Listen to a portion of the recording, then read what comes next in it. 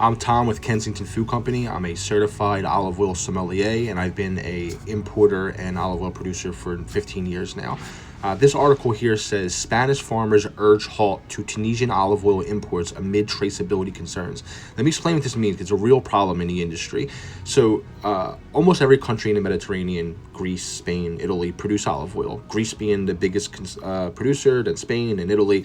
But even with that production, the need for their domestic population, their people in their country's consumption, as well as their exports, they don't produce enough to take care of all of that. So many of the countries will buy olive oil from other countries to fill that gap. Typically countries like Tunisia, because the olive oil can still be good quality and is much, much more affordable.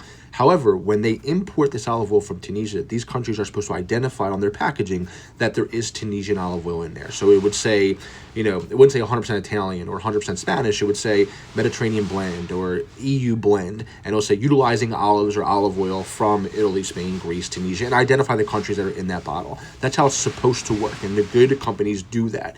Some of the other companies, especially if they're smaller, because they're having a hard time, they're trying to make a dollar, they lie. If you have 10 big stainless steel containers with 100,000 liters of 100% Spanish extra virgin olive oil, but you need another 50,000 to make your sales, you go and import 50,000.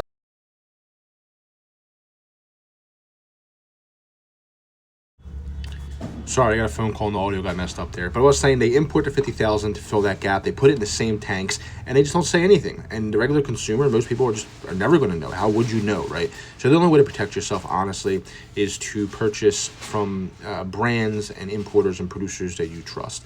You learn about their brand, their story. You identify on the bottle the harvest date, the farmer, the producer, the country of origin. Hopefully they give you specs on like the acidity level or the polyphenols, and the more data typically the better.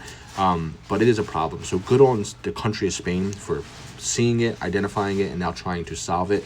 And bad on the producers for trying to take advantage of consumers and do it the dirty way. Hopefully it stops for good. But yeah, that's what's happening here. Not good.